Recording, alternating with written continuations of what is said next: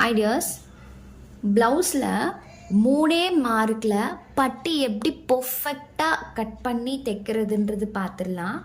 எவ்வளோ சின்ன ப்ளவுஸ்லேருந்து பெரிய அளவாக இருந்தாலும் சரி, நம்மளோட உடன் ஸ்கேல் எப்போவுமே எடுத்துக்கோங்க மார்க் பண்ணுறதுக்கு.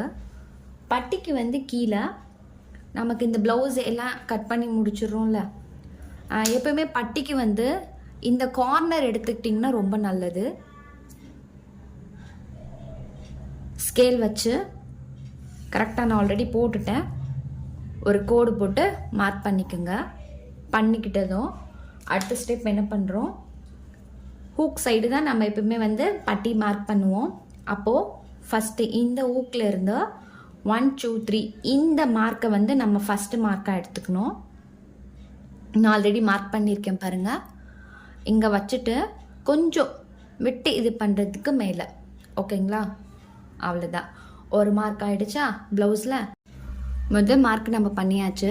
ரெண்டாவது அளவு எங்கேருந்து எடுக்கணும்னா, நம்ம இங்கே சென்டர் பாயிண்ட் எடுத்து தைக்கிறோம்ல, மார்க் பண்ணி முக்கோணம் மாதிரி, இந்த இடத்த கரெக்டாக இப்படி மடிச்சுக்குங்க.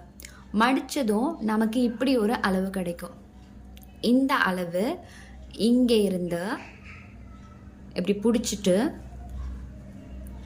கரெக்டாக ப்ளவுஸோட மார்க்கு பண்ணியிருக்கோம்ல, இந்த கார்னரில் இருந்து கொஞ்சம் இப்படி கரெக்டாக எடுங்க. இப்படி எடுத்ததும் ஒரு மார்க்கு, ஓகேவா? இங்கே நம்ம தைப்போம், கொக்கிப்பட்டி ஐப்பட்டி தானே நம்ம தைப்போம், அதனால் கொஞ்சம் தள்ளி வச்சுக்கோங்க. புரியுதுங்களா? நம்ம கொக்கிப்பட்டி ஐப்பட்டி தைக்கும் போது கொஞ்சம் உள்ள துணி உள்ளே போகுதா, 1/4 இன்ச்செலாம் நம்ம விட மாட்டோம், அதுக்கும் கம்மியாக போகும். அதனால் கொஞ்சம் ஒரு 2 பாயிண்ட்டுக்கு எடுத்து மார்க் பண்ணியாச்சு. இப்போது அந்த அளவை அப்படியே பிடிச்சிட்டு மாறாமல் இப்படி ஹைட்டுக்கு எந்த அளவு இருக்கோ அந்த அளவுக்கு தையல் அளவை மார்க் பண்ணிவிட்டு கொஞ்சம் மேலே, ஓகே? முடிஞ்சிருச்சா? ரெண்டாவது அளவு முடிஞ்சிருச்சு. மூணாவது அளவு நம்ம என்ன எடுக்கிறோன்னா, இங்கே லாஸ்ட்டு இதுதான் பட்டி, இது லாஸ்ட்டு, சரிங்களா? இந்த அளவை இப்படியே மடிக்கிறோம். மடிச்சுட்டு ஃபஸ்ட்டு நம்ம லென்த் எடுத்துக்கலாம். இப்படி பிடிச்சிக்கலாம். ஹூக் சைட்லேருந்து இப்படி லென்த்து பிடிச்சிக்கிறோம். பிடிச்சிட்டு இங்கேருந்து எடுத்துக்கிறோம். 3rd மார்க் போட்டாச்சு. இப்போ மடிச்சுக்கலாம்.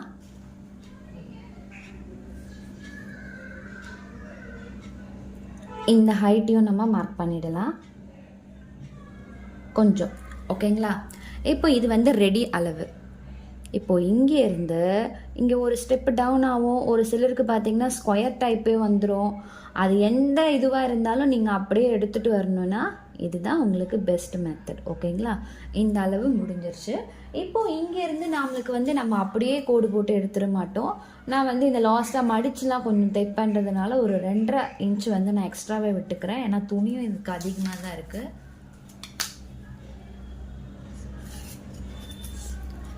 கோடு போட்டிருக்கோம்ல, அதுலேருந்து கட் பண்ணிடக்கூடாது ஃபுல்லாகவே. இந்த ஏன் கோடு போட்டிருக்கேன்னா, உள்ளே இப்படி மடித்து நம்ம ஃபோல்ட் பண்ணி உள்ளே எடுக்கிறதுக்கு, கீழே பட்டிக்கு. இது நம்ம மேலே தைக்கிறதுக்கு, ஓகேங்களா? இது வரைக்கும் நம்ம எடுத்தாச்சு. இப்போ அப்படியே நம்ம கட் பண்ணி எடுத்துக்க வேண்டியதுதான். நல்லா பாருங்கள், இதில் இருந்து இது வரைக்கும் ஒரு அளவு. ரெண்டாவது இதை மடிச்சிட்டோன்னா இதிலிருந்து இது வரைக்கும் ஒரு அளவு, ஹைட்டு லென்த்து. மூணாவது இந்த லென்த்து, இந்த ஹைட்டு, இந்த 3 அளவு மட்டுமே நமக்கு போதும். பர்ஃபெக்டாக நமக்கு பட்டி வெட்டுறது ரொம்ப ஈஸியாக இருக்கும்.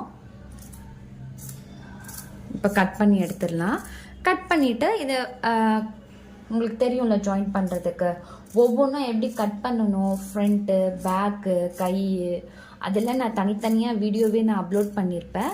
உங்களுக்கு ஈஸியான மெத்தடில் வேணும்னா பார்த்து தெரிஞ்சுக்குங்க. அவ்வளோதான். இப்போ நான் கரெக்டாக எடுத்துட்டேன்.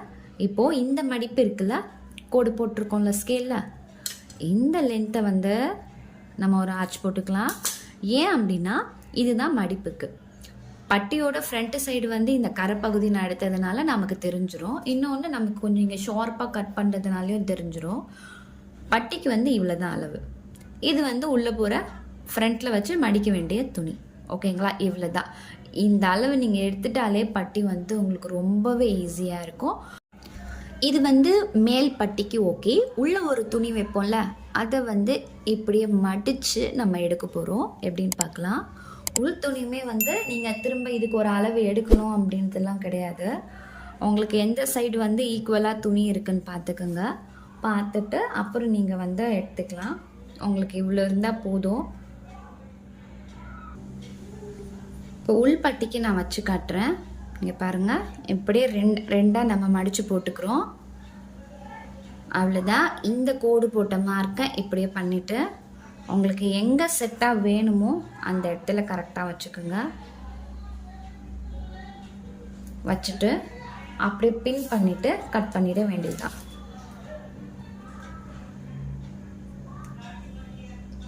இங்கே ஒரு பின், இங்கே ஒரு பின். ஏன்னா நகராது. இப்போ இதை நம்ம அப்படியே கட் பண்ணி எடுத்துக்கலாம்.